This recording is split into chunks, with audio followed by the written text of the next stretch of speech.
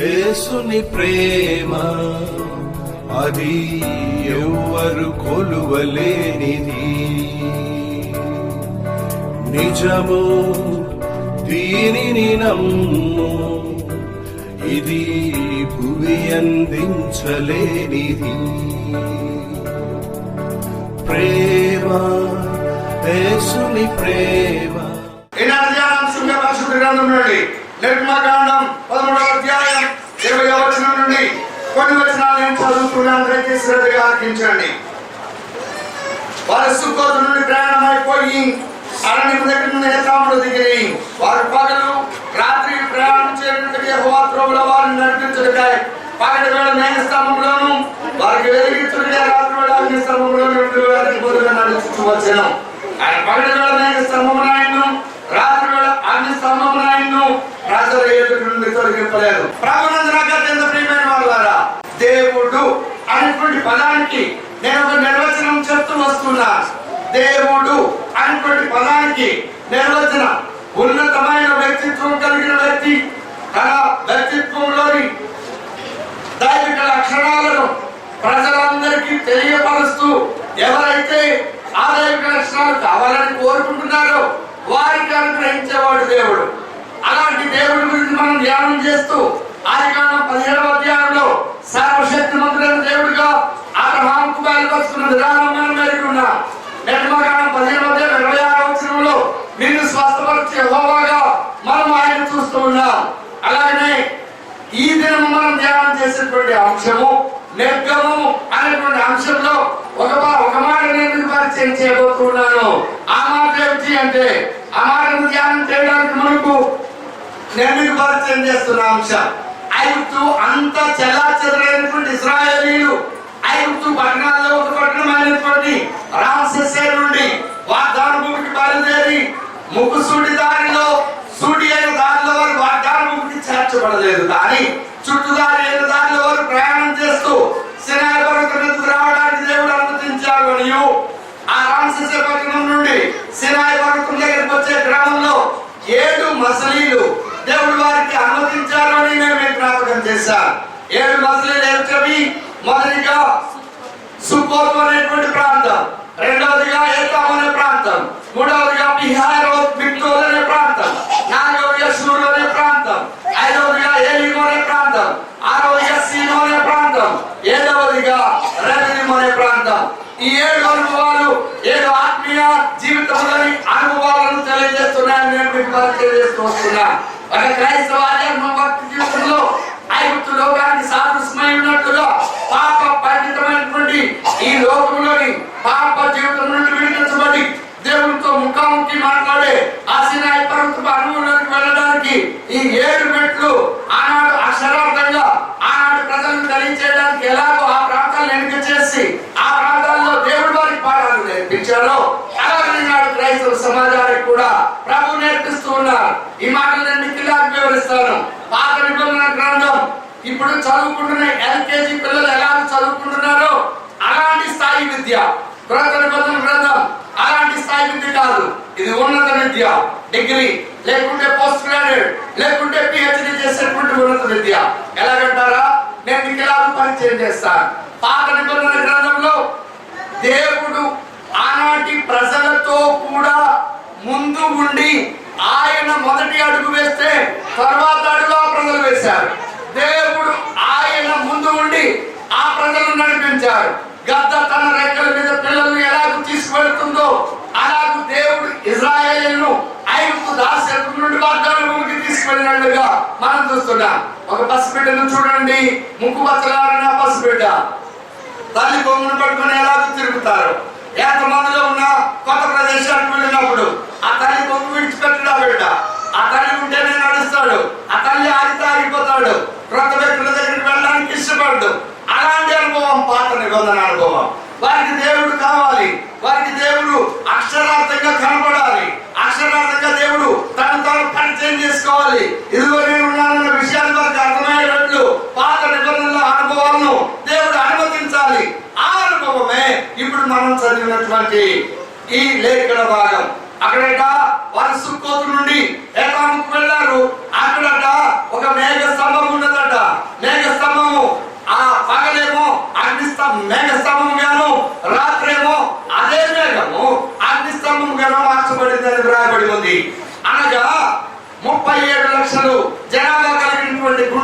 జిల్లా ప్రజలు ఎంతమందో అంతకంటే కొంచెం ఎక్కువ మంది ఉండవచ్చు. ఇంచుమించు 40 లక్షల మంది ప్రజల మధ్య ఒక మేఘము ఒక స్తంభము లాగా నిలబడితే ఆ స్తంభాన్ని చూసినప్పుడు ఇదిగో దేవుడు మాత్రం ఉన్నాడని వారు గుర్తుపట్టారు. ఈనాడైతే అలాంటి స్తంభాలుగా దేవుడు ఎక్కడా కనబడటం లేదు.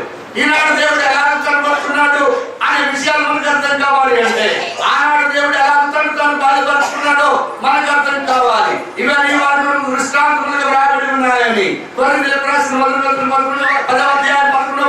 వ్రాయబడి ఉంది. ఈ మాటలు నేను మీకు ఇలాగ పరిచయం చేస్తాను. ఏకాము అనేటువంటి మాటకు అర్థం ఏం చెప్పాను? వారితో కూడా నేను ఉన్నాను. సుక్కోతో అనే మాటకు అర్థం ఏం చెప్పాను? గుడారంలో వచ్చినాం అంటే వేయబడుతుంది, గుడారం తీయబడుతుంది. అలాగే పాప జీవితంలో నుండి ఈ లోక జీవితంలో నుండి వెలుబడికి వచ్చిన నీవు ఈ లోకంలో శాశ్వతమైన వ్యక్తిని కావాలి, ఈ లోకం నుండి వెళ్ళిపోవలసిన ఒక స్థితి ఉన్నదని ఆ అనుభవంలో మనం నేర్చుకుంటున్నా. అందుకు సాక్షాత్తంగా ఈ పాపపంకిలమైనటువంటి లోకంలో జీవించిన మనం ఈ లోకపు ఐశ్వర్యాన్ని అనుభవించిన, ఈ లోకపు అధికారాన్ని అనుభవించిన, ఈ లోకపు శక్తి సామర్థ్యాలన్నింటిలో మనం పారిభాగస్తులమైన ఈ లోకంలో మన ఎముకలు విడిచిపెట్టబడవు అని ప్రభు రాకడ సమయంలో ఆనాడు యేసేపు యొక్క ఎముకలు ఎలాగూ ఆ దాస్యత్వపు గృహమైనటువంటి ఐగుప్తు నుండి వాగ్దాన భూమికి తీసుకొని పోబడినాయో అలాగున ఈ భూమి మీద నుండి పంచభూతాలతో ఉన్న ఈ భూమి మీద నుండి ప్రభు రాకడ సమయంలో ఒకవేళ మనము ఆయన రాకడ ఆలస్యమై మనం మరణిస్తే ప్రభు నన్ను నిద్రిస్తే ఈ మట్టిలో కలిసిపోయిన మన భారతీయ ఎముకలు ఎముకలు ఆ ప్రభు రాకడ సమయంలో నరులారా తిరిగి రండని ఆయన ఆజ్ఞాపించినప్పుడు ఈ మనుషుల దేహాల్లో ఉన్నటువంటి ఎముకలన్నీ సమకూర్చబడి మహిమ దేహాన్ని ధరించుకొని మన ఆత్మలు ఎక్కడైతే ఉన్నాయో ఆత్మతో చేర్చబడి దైవత్వాన్ని కలిగి దేవునితో నివసించడం కొరకు పరలోకానికి వెళ్ళబోతున్నాయని ఐగుప్తు దాస్యత్వంలో ఉన్నటువంటి యేసేపు మరియు 12 మంది గోత్రకర్తల ఎముకలు ఆ దాస్యగృహమైనటువంటి ఐగుప్తులో నుండి వాగ్దాన భూమికి తీసుకురావడం ద్వారా మనం ఒక పాఠాన్ని నేర్చుకున్నాం. ఈ లోకంలో ఏది శాశ్వతమైనది కాదు. అది ఐశ్వర్యమైన, ఆరోగ్యమైన, కీర్తి అయినా దేనికి సంబంధించిందైనా అది ఇక్కడ విడిచిపెట్టబడాల్సిందే అనేది సుపోత అనుభవం. ఇది నేను మీకు పరిచయం చేస్తున్న అంశం. ఏకాము అనేటువంటి అనుభవం అనగా దేవుడు వారికి తోడై ఉన్నాడు, దేవుడు వారితో కూడా ఉన్నాడు అని అర్థం. దేవుడు వారితో కూడా ఉన్నట్టుగా ఆనాడు ప్రజలకు అక్షరార్థంగా ఒక స్తంభం ఇక్కడ ఉన్నటువంటి కాంతులు పెట్టి మీరు చూస్తున్నారు. ఆ కాంతుల పెట్టెకు ఒక రూపం ఉన్నది, పొడవు వెడల్పు రెక్టాంగిల్ ఫేస్ కలిగి ఉన్నది. అది ఎలాగున్నదో అలాగనే ఈ 37-40 లక్షల మంది కలిగినటువంటి ఇశ్రాయేలీయులకు అక్షరార్థంగా ఒక మేఘం 1000 మీటర్ల ఎత్తు, 1000 మీటర్ల ఎత్తు ఇంచుమించు 3 కోట్ల వాట్ వేసి కరెంట్ కలిగినటువంటి శక్తి 3 కోట్ల వాల్టుల బల్బులు ఎంత వెలుగును వెదజల్లుతాయో అంత కాంతిని వెదజల్లేటువంటి మేఘం ఎంత అద్భుతంగా ఉంటుందో చూడండి. ఈ ప్రపంచంలో భూమి మీద ఉన్నటువంటి ప్రపంచంలో ఎత్తైనటువంటి ఎత్తైనటువంటి కట్టడాల గురించి మనం చదువుతున్నాం. ఎత్తైనటువంటి కట్టడం అది 270 కంటే ఎక్కువ మీటర్ల ఎత్తులో కట్టబడింది. అంతకంటే ఎక్కువ ఎత్తులో ఈ మేఘం ఎందుకు? ఈ గుంటూరు జిల్లా మొత్తానికి కనపడాలి, అంత జనంగా ఉన్నారు కనుక. ఊరక కనబడితే ఉంటున్న ఉపయోగమా? దేవుడు కనబడితే ఉన్న ఉపయోగమా? కనబడడం మాత్రమే కాదు, అక్కడ ఉన్న వాతావరణం 60 డిగ్రీల సెల్సియస్ ఉంది. ఇక్కడ మనకు అత్యధికమైన ఉష్ణోగ్రత 47-48 డిగ్రీల సెల్సియస్ 2 చింతల్లో నమోదవుతుంది. మంచి వేసవికాలంలో ఆ వేడికి మనం ఇంట్లో నుండి బయటికి రాలేము ఉదయం 8-9 గంటలు దాడితే. కానీ 60 డిగ్రీల సెల్సియస్ లో ఆ మేఘము ఒక వితానములాగా వారి మీద పరచుకొని 60 డిగ్రీల సెల్సియస్ ఉన్న టెంపరేచర్ ను 20-25 డిగ్రీల సెల్సియస్ కు తగ్గించడం అనగా ఆర్టిఫిషియల్ గా ఒక ఏసీ రూమ్ ను క్రియేట్ చేయడం, ఆ ఎయిర్ కండిషన్ స్థితిని అనుమతించడం, అక్కడ ఆ ప్రజలు అనుభవించడం ద్వారా ఆ పరిధిని దాటి ఆ విధానాన్ని దాటి అవతలకు పెడితే అగ్ని బలబలు మండిపోతుంది. ఈ విధానం క్రిందకు వస్తే అనగా దేవుని ఎదుకు వస్తే ఆ చల్లటి మేఘం యొక్క ఆ చల్లదాన్ని అనుభవించడం ద్వారా దేవుడు నాతో ఉన్నాడు, నేను దేవునితో ఉన్నాను అనే అనుభవం వారికి నేర్పించబడింది. అలాంటి ప్రాంతాలలో అక్కడ ఎండ తీవ్రంగా ఉంటే రాత్రి చలి విపరీతంగా ఉంటుంది, ఎముకలు కొరిగేటువంటి చలి. అలాంటి చలి సమయంలో ఈ మేఘమే మరి మేఘం కాదు, అది అగ్నిమయంగా అయిపోయి ఆ చల్లదనం నుండి వేడిని వారి మీదకి అనుమతిస్తూ వేడి కలిగినటువంటి స్థితిలో వారు హాయిగా విశ్రాంతి తీసుకోవడానికి. ఇది మొదటి విషయం. మొదటి విషయం నేను మీకు పరిచయం చేశాను. ఆ స్తంభం, మేఘ స్తంభం అలాగ ఉండడం ద్వారా ఏకామనేటువంటి అనుభవంలో దేవుడు నాతో ఉన్నాడని, వాతావరణ పరిస్థితుల్లో వారికి సౌకర్యవంతమైనటువంటి స్థితిని కలుగ చేయడం ద్వారా వారి అవసరతలు తీర్చడం కొరకు ప్రభు ఉన్నాడని మూడో విషయాన్ని నేను మీకు పరిచయం చేస్తున్నాను. వారి ఐగుప్తు దాస్యం నుండి వచ్చిన తరువాత వాతావరణ భూమి చేరుకోవడానికి 40 సంవత్సరాలు ప్రయాణం చేస్తే ఆ ఐగుప్తు నుండి బయటకు వచ్చిన దినాన ఒకవేళ 6 సంవత్సరాల బాలుడు బయటకు వస్తే 6 సంవత్సరాల బాలుడు వేసుకున్న వస్త్రాలు 40 సంవత్సరాల తర్వాత వయసు 46 సంవత్సరాల వయసు కలిగిన వ్యక్తిగా ఎదిగితే ఆ వ్యక్తితో పాటు ఈ వస్త్రాలు పెరిగినాయి. ఎక్కడైనా విన్నారా ఈ మాటలు? ఆ వ్యక్తితో పాటు పాదరక్షలు పెరిగినాయి. ఆ పాదరక్షలు తగ్గిపోలేదు, ఈ వస్త్రాలు చిరిగిపోలేదు. వస్త్రాలు మార్చుకోవడానికి వారికి మనలాగా డ్రెస్సింగ్ రూమ్స్ లేవు, మనలాగా సౌకర్యవంతమైన నివాస స్థలాలు లేవు. అన్ని గుడారాలే. అలాంటి గుడారాల మధ్యలో కూడా దేవుడు వారికి కాదాల వారికి ప్రతిదినం వండుకోవాల్సిన అవసరం లేకుండా మన్నాను కురిపించారు. వారు 14,000 రోజులు ఆ అరణ్యంలో ప్రయాణం చేస్తే 12,550 రోజులు దేవుడు మన్నాను కురిపించాడు. ఏమిటి లెక్క అంటే విశ్రాంతి దినాలు తీసివేయండి. రామశిస్యం నుండి 16వ అధ్యాయం మన్నా కురిపించే స్థలం వరకు సూర్యారణ్యం వరకు వచ్చే వరకు రోజులు మినహాయిస్తే మిగిలిన రోజులు 12,550 రోజులు దేవుడు మన్నాన్ని కురిపించారు. అది ఎక్కడ ముగించబడింది? వాగ్దాన భూమిలో అడుగు పెట్టే స్థలంలో, యోర్దాను నది దాటే స్థలంలో ఆ మన్నా కురిపించబడ్డం ఆగిపోయింది. ఇలాగే ఎన్నో అద్భుతాలు, ఎన్నో ఆశ్చర్య కార్యాలు. ఈ మాటలు పాత నిబంధన గ్రంథంలోని ఇశ్రాయేలీయులకు దేవుడు తను తాను బయలుపరుచుకుంటున్నాడు. ఏమని? నేను ఉన్నాను అని, నేను వాతావరణం నుండి నేను కాపాడుతాను అని, నీ పోషణ భారాన్ని నేను భరిస్తాను అని. అంతేకాదు వారికి ఆ 40 సంవత్సరాల్లో ఎలాంటి వ్యాధి లేకుండా, ఎలాంటి సమస్య లేకుండా గత తన పిల్లలు ఎలా రెక్కలుగా తీసుకెళ్తుందో అలాగూ తీసుకుపోయినటువంటి ఇలాంటి అనుభవాలు. ఇవన్నీ పాత నిబంధన గ్రంథంలోని అనుభవాలు. దీన్ని మనం ఎలాగూ అన్వయించుకోవాలి, ఎలాగూ దేవుడు ఉన్నాడని మనము గుర్తుపట్టాలి. నేను మీకు ఇలాగూ పరిచయం చేస్తాను. ఇప్పుడు పాత నిబంధనలోని సంఘటనలు నేను మీకు చెప్పాను. క్రొత్త నిబంధనలో అలాంటి అనుభవాన్ని డిగ్రీ స్థాయి వాళ్ళం కదా, మనం పోస్ట్ గ్రాడ్యుయేషన్ స్థాయి వాళ్ళం కదా, ఆత్మీయ స్థితిలో వెతికిన వాళ్ళం కదా. అక్కడైతే దేవుడు తాను ముందుండి వాళ్ళని నడిపించాడు. కానీ క్రొత్త నిబంధనలు అలాగే చెప్పలేదు. ఆయన ఏం చెప్పాడు? 28వ అధ్యాయం 18-19 వచనాలు మత్తయి సువార్తలో, మీరు సర్వలోకమునకు వెళ్ళి సర్వ సృష్టికి సువార్తను ప్రకటించండి, మీరు వెళ్ళండి, మీరు ప్రకటించండి, బాప్తిస్మం ఇవ్వండి అని చెప్పాడు. నేను వస్తానని చెప్పలా, నేను ముందు నిలబడతానని ఆయన చెప్పలేదు. మీరు వెళ్ళండి. ఇది మన ఆత్మీయ స్థాయి. కనుక పాత నిబంధనలోని సన్నివేశాలు నేను మీకు చెప్పాను. క్రొత్త నిబంధన అనుభవాలు ఇప్పుడు మీరు చెప్పండి. ఈ వర్తమానాన్ని మీరు ముగించాలి. ఎలాగో నేను మీకు ఇలాగ పరిచయం చేస్తా. ఆ స్తంభం ఉంటే, ఆ మేఘ స్తంభం ఉంటే, ఆ మేఘ స్తంభాన్ని చూసి వాళ్ళు ఏమనుకున్నారు? దేవుని సన్నిధి మాతో ఉంది అనుకున్నారు. ఇప్పుడు దేవుని సన్నిధి ఎక్కడ ఉంటుంది? క్రొత్త నిబంధన సంఘంలో. ఎక్కడ? 2, 3. రైట్. మొదటి అనుభవం వచ్చేసింది. ఆయన కాపుదల, మన పోషణ భారాన్ని ఆయన ఎలా వహిస్తున్నాడు? మత్తయి సువార్త 6వ అధ్యాయం 30వ వచనం నుండి చూస్తే 33వ వచనంలో, మొదట దేవుని నీతిని రాజ్యమును వెతుకుడి, అప్పుడు మీకు అవన్నీ ఏవన్నీ? భోజనము, పానము, వస్త్రము, వీటి గురించి మీరు చింతపడవద్దు, వాటిని గురించి నేను మీకు ఇస్తాను. చెప్పారా లేదా? చెప్పారా లేదా? గత వారం నేనేం ప్రార్థించాను? సోమ మంగళవారాల్లో 2 కుటుంబాలను దర్శించడానికి హైదరాబాద్ వెళ్తున్నా. దేవుని పని వెళ్తున్నాను. దేవుని నీతిని రాజ్యాన్ని వెతకడానికి కదా వెళ్ళాను. దేవుడు నాకు కారించాడు. దేవుడికి స్తోత్రం.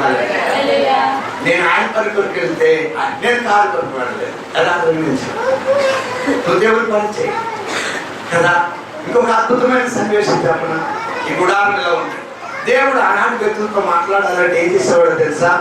అంత ఎత్తున ఉన్నటువంటి ఆ మేఘము అలా దిగి వచ్చి ఈ వాకిటి ముందు నిలవబడేది. ఈ వాకిటి ముందు నిలబడితే ఈ సన్నివేశాన్ని చూడగానే ఇశ్రాయేలు నడిపిస్తున్న మోషే గడగడ వణుకుతూ వచ్చి ఈ ప్రత్యక్ష గుడారానికి ఎదురుగా నిలబడేవాడు.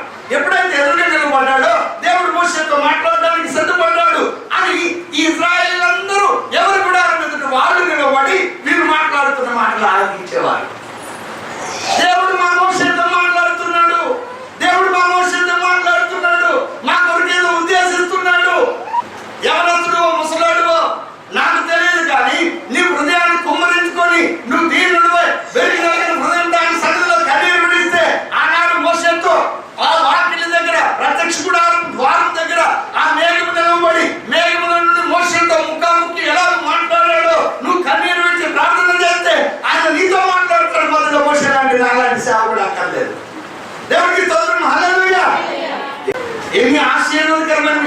ఏమంటారు? దేవుడు తను తాను పాత నిబంధన గ్రంథంలో ఎలాగ బయలుపరుచుకున్నాడో ఇప్పుడు ఎలాగ బయలుపరుచుకుంటున్నాడో ఆలోచన చేయండి. మీరు దేవుడితో మాట్లాడాలని ఇష్టపడితే, దేవుని సన్నిధిని అనుభవించాలని ఇష్టపడితే ఆయన క్రమాన్ని కోరుకుంటున్నాడు.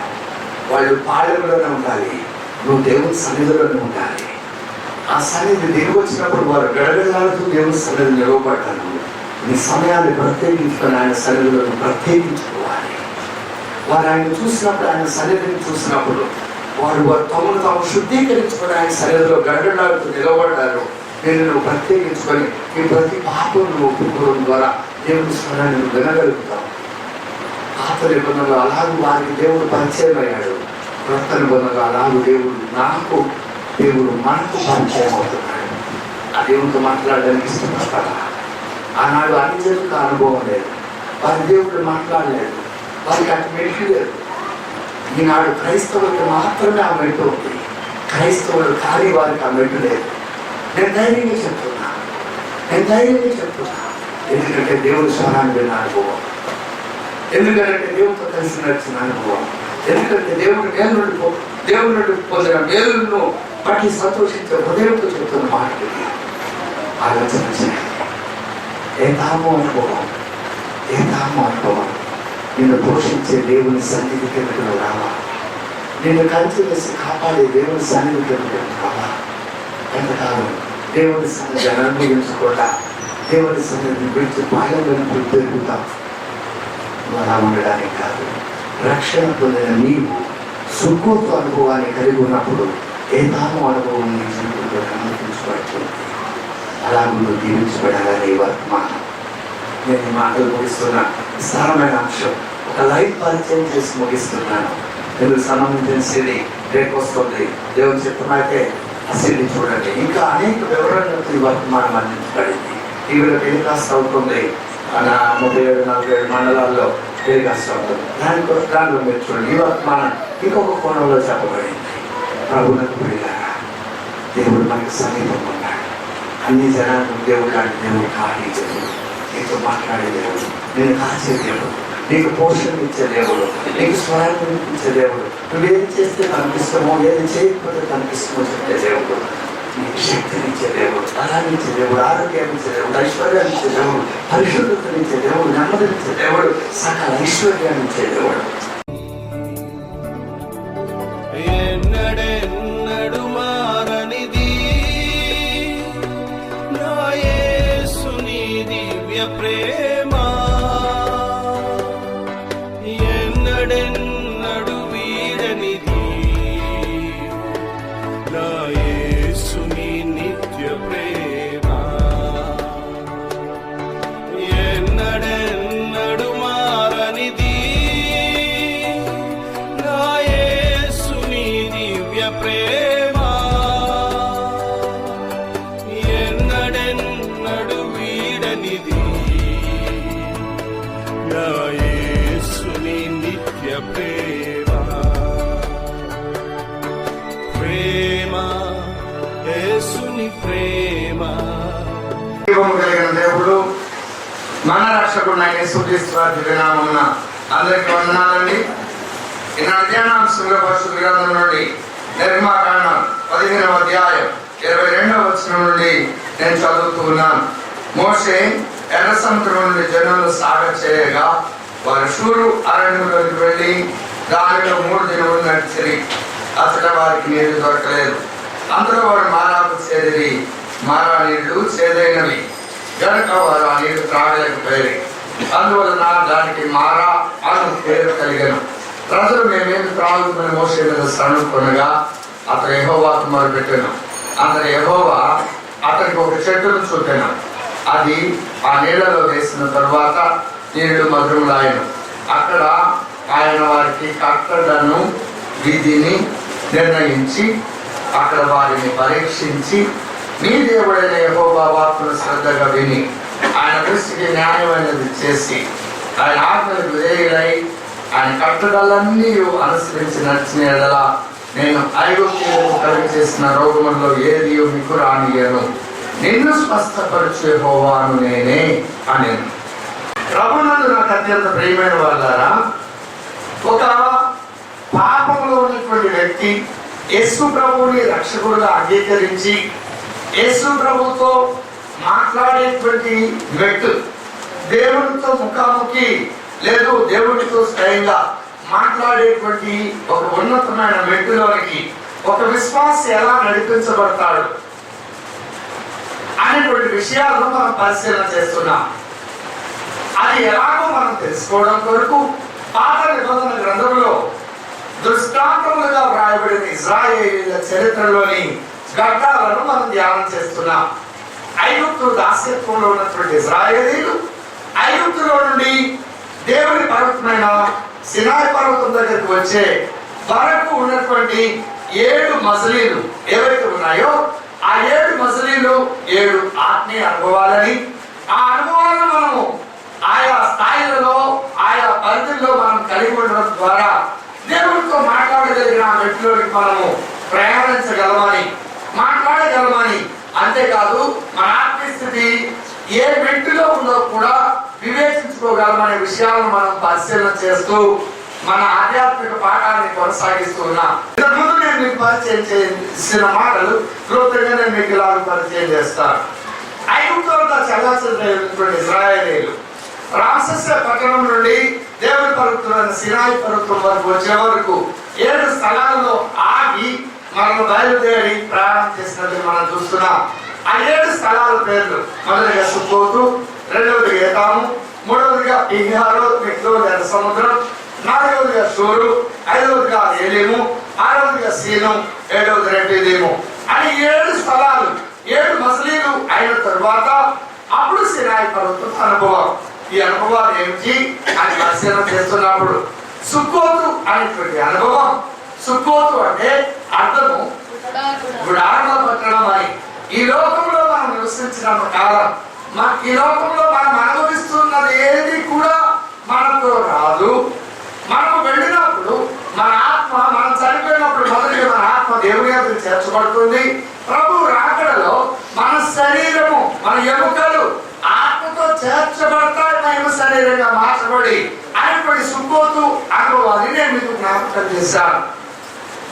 రెండవదిగా ఏతాము అనేటువంటి ప్రాంతంలో సూర్య దేవతను ఆరాధిస్తున్న ఐగుప్తీయుల ఆ సూర్య దేవత యొక్క ప్రభావాన్ని అణచివేయడం కొరకు మాత్రమే కాక, అది తన నియంత్రణలో ఉంది అని తెలియచేయడం మాత్రమే కాక, తాను తీసుకువచ్చిన తన ప్రజల యొక్క యోగక్షేమాలన్నిటినీ పట్టించుకోవడం, అనగా కాపుదల, అనగా పోషణ భారాన్ని, భద్రతను, సమస్తాన్ని అనుగ్రహించిన అనుభవం ఏతాము అనుభవంలో మనం చూసాం. ఎలాగూ ఆ దేవుడే ఒక మేఘముగా, పగలు మేఘ స్తంభముగాను, రాత్రి అగ్ని స్తంభముగా, శత్రువుల నుండి కాపాడింది మేఘము, ఎండ నుండి కాపాడింది మేఘము, చలి నుండి కాపాడింది మేఘం. అంతేకాదు వారికి అవసరమైన పోషణ నిమిత్తం కూడా కావలసిన పరిస్థితులను సానుకూలపరిచినట్టుగా ఏతాము అనుభవం మనం చూసాం.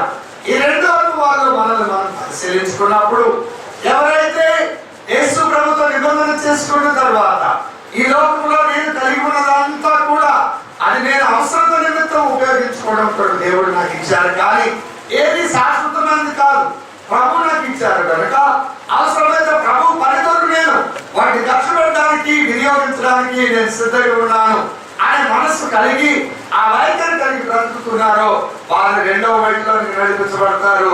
2వ మెట్టు దేవుడు వారికి తోడై ఉన్న అనుభవం, వారితో కూడా దేవుడు ఉన్న అనుభవం. ఆ అనుభవంలో ఏం జరుగుతుంది అంటే కాపుదల ఉంటుంది, పోషణ ఉంటుంది, భద్రత ఉంటుంది. నిన్ను ముట్టిన వాడు నా కలుగుడును ముట్టినట్లు అనేటువంటి ఆ వాగ్దానం యొక్క నెరవేర్పు ఈ 2వ మెట్టులో నువ్వు యథార్థంగా అలాగే భక్తి సాధన చేస్తూ ఉన్నప్పుడు దేవుడి కాపుదలను కలిగి ఉంటావు, దేవుడి సన్నిధిని అనుభవిస్తూ ఉంటావు. ఇది 2వ మెట్టు. 3వ మెట్టు పిహారోత్ మిగ్దోల్ ఎర్ర సముద్రం, అనగా టైపాస్ అనేటువంటి ఒక పిశాచపు శక్తిని ఆరాధించే స్థలం అది. ఆ శక్తి ఆ స్థలంలో ఉన్నప్పుడు అక్కడికి వెళ్ళినప్పుడు ఎవరు నడిపించాడు, ఇశ్రాయేలును దేవుడు నడిపించాడు. అక్కడ ఆ శక్తి ఏమి చేయలేని నిర్వీర్య స్థితికి వెళ్ళడం, అక్కడే శత్రువుల దాడి కూడా ఎదుర్కోవడం, అక్కడే ప్రకృతి వైపరీత్యమైనటువంటి ఎర్ర సముద్రం ఆటంకంగా ఉండడం, ఇలాంటి ప్రమాదాలన్నీ అక్కడ. అనగా దేవుడు ఎన్నిక చేసుకున్న వ్యక్తి మొదటిగా ఈ లోకంలో ఉన్నదేది నాది కాదు, నాకు ఇవ్వబడింది నేను ఉపయోగించుకోవడం కొరకు అవసరమైతే దేవుడు పరికొరకన్న వైఖరి కలిగి ఉన్నారో వారికి దేవుడు తోడుగా ఉంటారు, దేవుడి సన్నిధిని అనుభవిస్తారు. దానికి రుజువుగా పోషణ, దానికి రుజువుగా కాపుదల, దానికి రుజువుగా ప్రమాదాల నుండి కాపుదల, ఇలా ఎన్నో విషయాలు మనం తెలుసు. అలాంటి వ్యక్తులను దేవుడు ప్రమాదాల మధ్య, చీకటి శక్తులు సంచరిస్తున్న ప్రాంతాల మధ్య, అంతేకాదు సమస్యలు అడ్డుగోడలై ఉన్న ప్రాంతాలకు ప్రభు నడిపిస్తారు. అలాగూ నడిచినప్పుడు అక్కడ మనమేమి చేయలేము, కానీ మనం ఊరక నిలబడి దేవుని వైపు చూసినప్పుడు ఆయన చేసే అద్భుత కార్యాలు మాత్రం చూడగలుగుతాం. ఆ క్రమంలో ఎదురుగా అడుగు ఉన్న ఎర్ర సముద్రం పాయలైపోతుంది. మనకు తెలియదు మన చుట్టూ ఉన్న సమస్యలు ఎంత తీవ్రమైనవో మన కొరకు కాచుకొని ఉన్నాయి. కానీ ప్రార్థన చేసినప్పుడు అవి కోర్టు కేసులు, అవి వ్యాఖ్యాలకు సంబంధించినవో, అవి విరోధానికి సంబంధించిన విషయాలు, వ్యాధులకు సంబంధించినవో తెలియదు. కానీ కన్నీరు గురించి ప్రార్థన చేసినప్పుడు అది ఎలా మాయమైపోతుందో తెలియదు, ఆ సమస్య మాయమైపోతుంది. మనం వెంటాడుతున్న శత్రువులు పూర్తిగా నశించిపోతారు. ఆ శత్రువుల జాడైనా కూడా మనం కనుగొనని రీతిలో వారు నాశనం చేయబడతారు అనేది మూడవ అనుభవం. నాలుగవ అనుభవాన్ని నేను మీకు పరిచయం చేస్తున్నాను ఈ దినం. నాలుగవ అనుభవం షూరు అనేటువంటి అరణ్యంలో మారా అనేటువంటి స్థలానికి వచ్చారు. షూరు అనే అరణ్యం ఐగుప్తు సరిహద్దులు మొదలుకొని సీనాయి అరణ్యం వరకు ఉన్నటువంటి దట్టమైనటువంటి అరణ్యం. అలాంటి అరణ్యంలో వెళ్ళిన దానిలో మళ్ళీ తిరిగి రావడం కష్టం.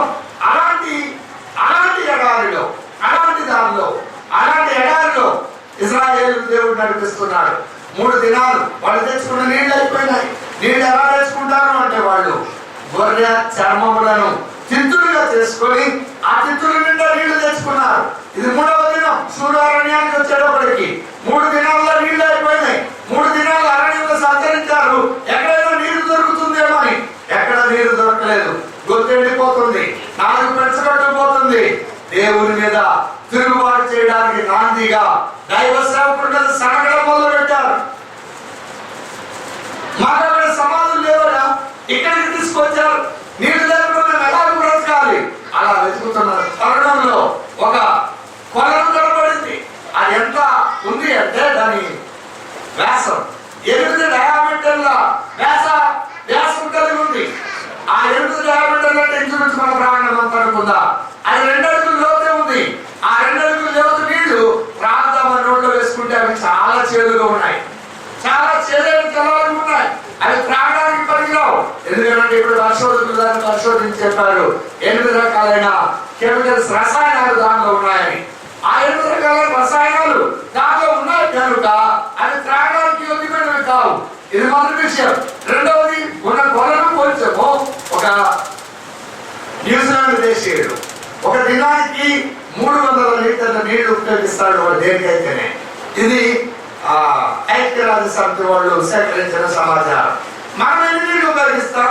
ఒక వ్యక్తి ఆలోచన చేయండి. చాలా పొదుపుగా వాడుకున్నాం. స్నానానికి ఒక బకెట్, వంటకు లేకుంటే త్రాగడానికి బిడ్డలకి కూడా ఒక బకెట్, అనగా ఇందులో 30 నుండి 50 లీటర్లు, అనగా 40 లీటర్లు ఒక మనిషికి కనీసం కావాలి. అవునండి, ఒక దినం బ్రతకడానికి 40 లీటర్లు కావాలి. మరి ఇవన్నీ వదిలేద్దాం. కనీసం త్రాగడానికైనా ఒక మనిషి కనీసం 3 నుండి 5 లీటర్లు కావాలి.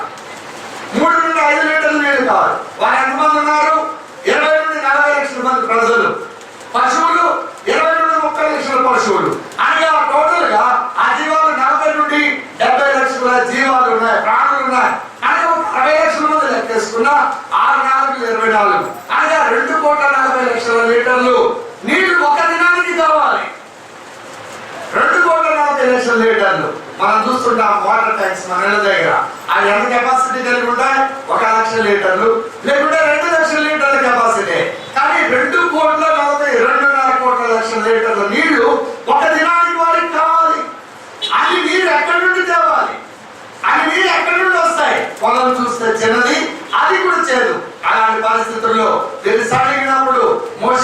మీద ప్రార్థన చేశాడు. ఎన్నిసార్లు ప్రార్థన చేశాడని చెప్పాను? 30 సార్లు. దేవుడు మిమ్మల్ని దీవించను గాక. 30 సార్లు దేవుడి ఎదురు ప్రార్థన సమాధానాన్ని పొందాడు. ఎందుకు ఈ మాట మధ్యలో అడుగుతూ ఉంటాను అంటే, అవి మిమ్మల్ని ప్రోత్సాహకరంగా మీకు ఉపయోగపడతాయి ఆ మాటలు. ఎందుకంటే మనం 300 సార్లు ప్రార్థన చేసినా కొన్నిసార్లు సమాధానం పొందుకోలేం. అప్పుడు ప్రభు దగ్గర ప్రజెంట్ చేయడానికి, ప్రభువా మోషే 30 సార్లు ప్రార్థన చేస్తే 30 ప్రార్థనలకు సమాధానం ఇచ్చావు. 24,000 ప్రార్థనలు చేసిన జాన్ వెస్లీకి ఇంచుమించు 5,000 ప్రార్థనలకు మోకాళ్ళ మీదనే సమాధానం ఇచ్చావు. మిగిలిన ప్రార్థనలకు కూడా తదుపరి కాలంలో సమాధానం ఇచ్చావు. నా ప్రార్థనకి ఎందుకయ్యా నువ్వు సమాధానం ఇయ్యండి?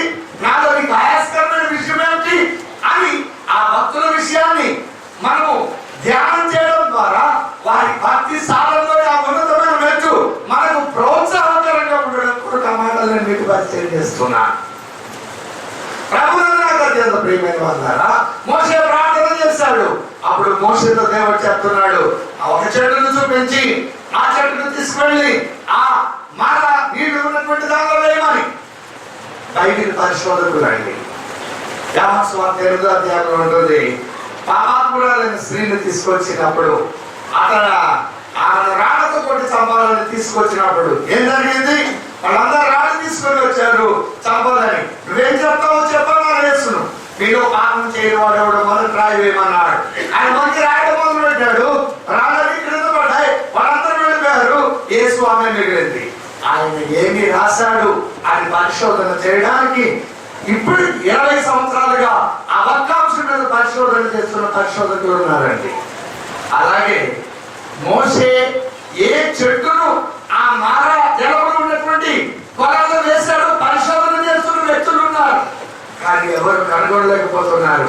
దేవుడు వేటినైతే రహస్యంగా ఉంచాలని కోరుకున్నాడో ఆ రహస్యాలు మనకు అవసరం లేకపోతే వాటిని గురించి బయలుపరచడం లేదు. మనకు అవసరమైనటువంటి విషయాలు మాత్రమే ఆయన బయలుపరుస్తున్నాడు అనే విషయాన్ని నేను మీ దృష్టికి తీసుకురావడానికి మాటలు నేను మీకు పరిచయం చేస్తున్నాను. ఏదైనా ఒక చెట్టును తీసుకొచ్చి ఆ దానిలో వేశారు, అవి మధురంగా మారినట. మధురంగా మారినట. ఆ 8 రకాల కెమికల్స్ ఉన్నటువంటి ఆ నీళ్లు త్రాగడానికి యోగ్యమైనవి మాత్రమే కాదు, అవి రుచికరంగా మధురంగా కూడా మారినాయట. ఏమి వేశాడు మోషే దానిలో? చెట్టు కదూ. ఒకసారి చెట్టుల గురించి ఆలోచన చేయండి. ఇశ్రాయేలు ఎన్ని చెట్లతో పోల్చాడు దేవుడు? 3 చెట్లతో. ఒలీవ చెట్టు, ద్రాక్ష చెట్టు, అంజూరపు చెట్టుతో పోల్చాడు. పాపం అనేది ఎక్కడ ప్రారంభమైంది? ఒక చెట్టు నుండి ప్రారంభమైంది. ఒక చెట్టుకున్న పొలం నుండి ప్రారంభమైంది. ఆ పాపమునకు విరుగుడు ఎక్కడ ముగింపబడింది? చెట్టు మ్రాను మీద. మ్రాను మీద శిలవేదనం చేయడం ద్వారా ఈ మాటలు ధ్యానం చేయండి. ఇలాంటి ధ్యానం చేసినప్పుడు దేవుడి ప్రణాళిక ప్రతి అంశానికి సంబంధించినటువంటి ఆ లింకులు మనం కలుపుకున్నప్పుడు దేవుడి ఆలోచన ఎక్కడ కూడా తప్పిపోయినట్టు మనకు కనపడదు. మనం అలా కలుపుకోలేకపోతేనే, ఒక సన్నివేశాన్ని ప్రతి సన్నివేశాన్ని గమనించుకోలేకపోతేనే దేవుడి ప్రణాళిక మనకు అర్థం కాదు. ఆ లైన్ మనకు అర్థమైందంటే దాని నుండి మనం తొలగిపోం. సరే, నీళ్లు మొదటిగా మార్చబడ్డాయి. 2 అడుగుల ఎన్ని లీటర్లు ఉంటాయి? ఒక వాటర్ ట్యాంక్ లో ఉన్నట్టు 1 లక్ష లీటర్లు ఉన్నాయో, 2 లక్షల లీటర్లు ఉన్నాయో. కానీ ఎన్ని లక్షల లీటర్లు కావాలని చెప్పాను? 250 లక్షల లీటర్లు నీళ్లు ఒక దినానికి కావాలి. ఆ ఇశ్రాయేలు జనాంగానికి వాడుతూ ఉన్న జీవులకు ఒక్కొక్క రోజు తాగుతున్నారు, వెళ్ళిపోతున్నారు, తాగుతున్నారు, వెళ్ళిపోతున్నారు. ఆ పరిధి డయామీటర్ ఎంత ఉందో అంత పరిధిలో వస్తున్నారు, నీళ్ళు తీసుకుంటున్నారు, తాగుతున్నారు, వెళ్ళిపోతున్నారు. ఎంతమంది వచ్చి తాగినా ఆ నీళ్ళు వల్ల ఉబ్బుకుతూనే ఉన్నాయి. అద్భుతంలో అద్భుతం. మొదటి అద్భుతం మాట మధురంగా మార్చబడ్డాం. 2వ అద్భుతం సమృద్ధి. ఎన్ని నీళ్లు త్రాగినా అవి అయిపోకుండా ఉండడం. ఇలాంటి సన్నివేశమే రాజుల గ్రంథంలో కనపడుతుంది. మొదటి అపోందించి దైవ సేవకుడికి వెళ్ళినప్పుడు పిండి తీసుకుతోటలో పిండి అయిపోలేదు, నూనె గుడ్డలో నూనె అయిపోలేదు. తన ఇంటి వారందరూ దేవుని కార్యాలు మారు. ఇది నాన్న దేవుని మీద ఆధారపడినప్పుడు నీ ఇంట్లో కొంచెం పిండి ఉందేమో, నీ ఇంట్లో కొంచెం నూనె ఉందేమో. నెలకు ఒకవేళ 1000 రూపాయలు నీకు అవసరమైతే 500 రూపాయలు ఉన్నాయేమో నాకు తెలియదు. అంత అవసరం కలిగిన వస్తువులు ఉన్నాయేమో నాకు తెలియదు. ఈ అనుభవంలో మీరు వాటిని తీసి వాడుతూ ఉంటే అవసరతలు ఎలా తీరుతాయో తెలియదు. కానీ ప్రతి అవసరత మైండ్లో అవి ఆ పరిస్థితులు చూసినప్పుడు ఈ కొంచెంతో ఈ బిడ్డను ఎలా పోషించుకోవాలి, ఈ కొంచెంతో ఈ కుటుంబాన్ని ఎలా కట్టుకోవాలి, ఎలా నడిపించాలి అనే చేదైన అనుభవాలతో నీ ఆత్మీయ జీవితాన్ని పొందుకున్నావేమో. కానీ ఈ అనుభవంలో మోషే ప్రార్థన చేసినట్లు నువ్వు ప్రార్థన చేసినప్పుడు ఆ కొంచెంలో నుండే సమృద్ధిని చూడగలవు, ఆ కొంచెంలో నుండే నువ్వు ఆశీర్వాదాన్ని చూడగలవు.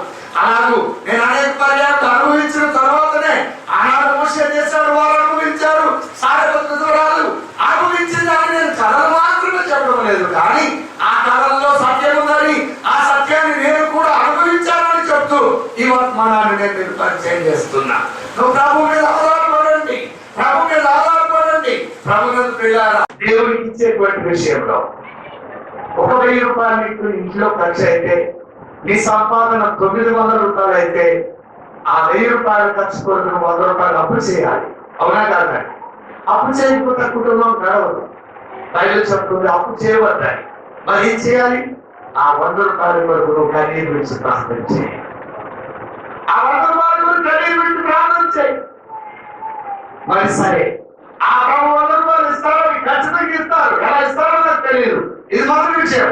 రెండవది, నిన్ను ఆత్మీయంగా పోషిస్తూ ఆత్మీయంగా నడిపిస్తూ నీ కొరకు ప్రార్థన చేస్తున్న దైవ సేవకుల కొరకు, ఆ పరిచర్యల కొరకు, దేవుడి కొరకు నా వంతుగా నేను ఇవ్వాలనే మనసును కలిగి ఉన్నప్పుడు, ప్రభువా నా అవసరం వరకు 100 రూపాయలు ఖర్చు అవుతుంది, ఆ 100 కావాలి అంటే కాదు, నీ పనిలో నేను భాగస్వామ్యం కలిగి ఉండడం కొరకు, నేను నీకు ఇవ్వడం కొరకు నాకు అదనంగా కావాలి.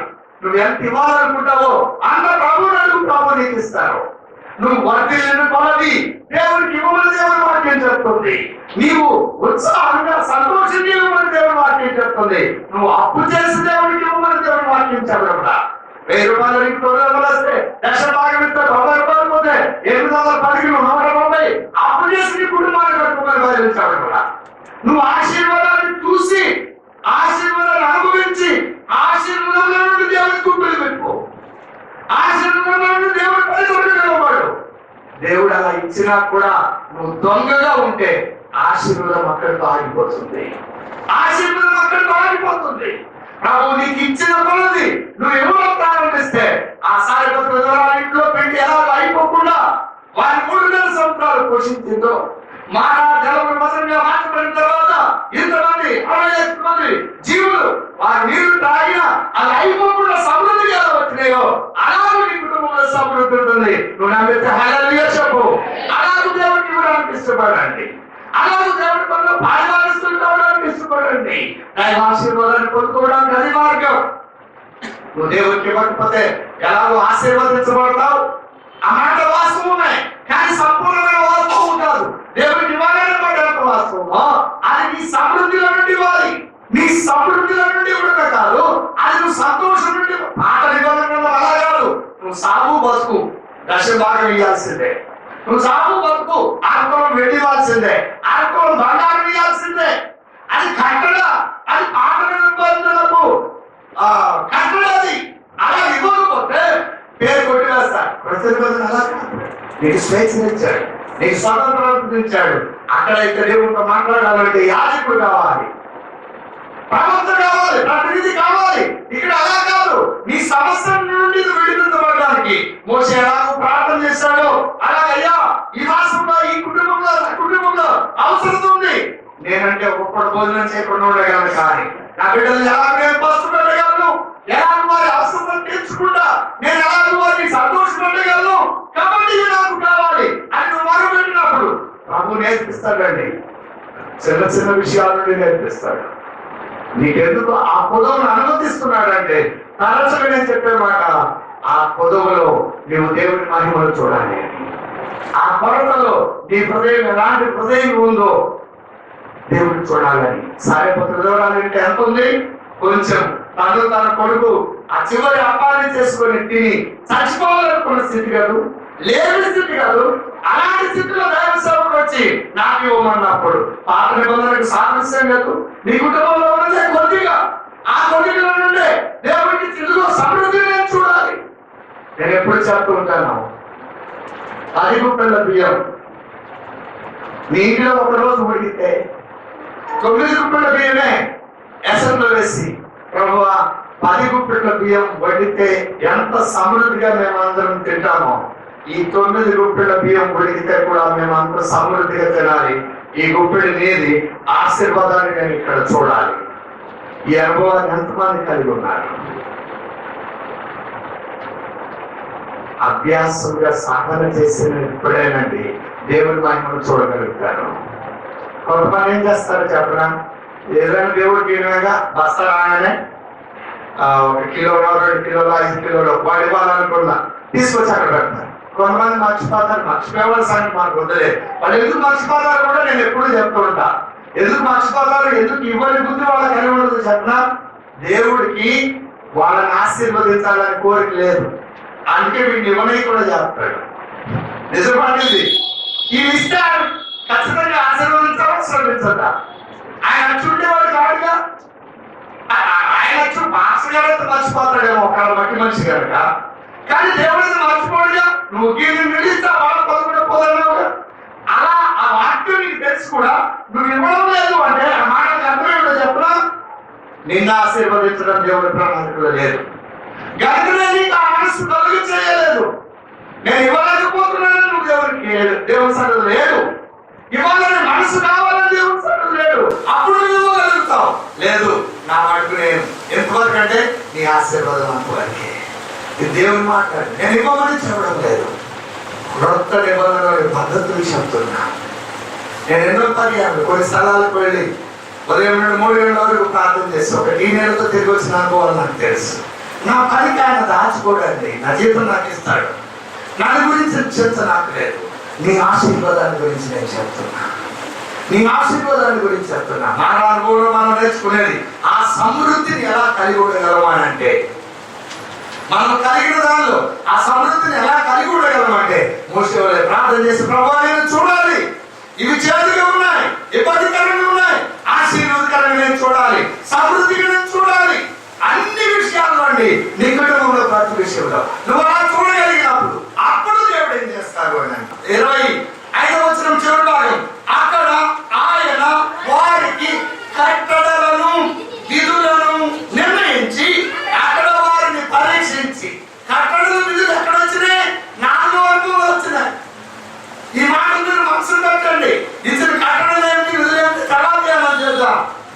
మీరు ఎవరైనా వాక్కులు శ్రద్ధగా విని ఆయన దృష్టికి న్యాయమైనది చేసి ఆయన వాక్కులు విధేయులై ఆయన కట్టడలన్నింటినీ అనుసరించిన నేను ఐగుప్తీయులకు కలుగ చేసిన రోగములు ఏది మీకు రానియను నిన్ను స్వస్థపరిచే యెహోవాను. మన మాట మీ చివరినైనా ఊడి పట్టుకుంటాం. ఎవరికి రాకపోతే ప్రభు నిన్ను స్వస్థపరిచే యెహోవా నేను అనవుగా స్వస్థపరిచేయంట.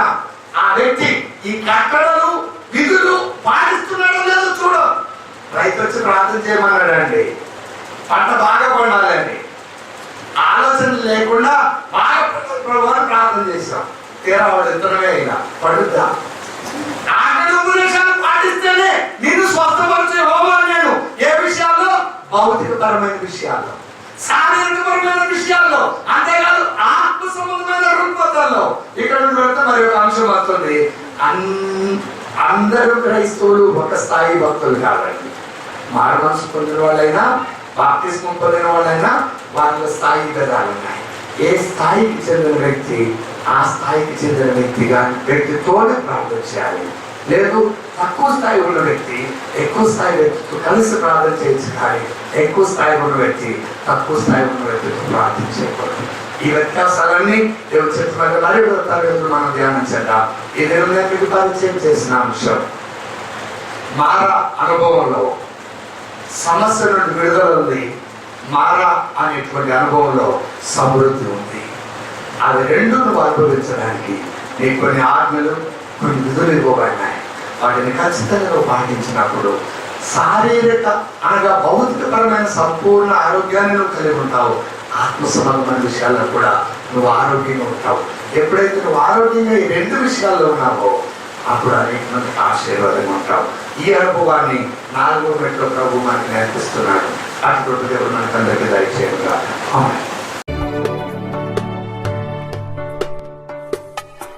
తల్లిదండ్రుల ప్రేమ నీడవలే గతించును, కన్న బిడ్డల ప్రేమ కలలా కరిగిపోవును. తల్లిదండ్రుల ప్రేమ నీడవలే గతించును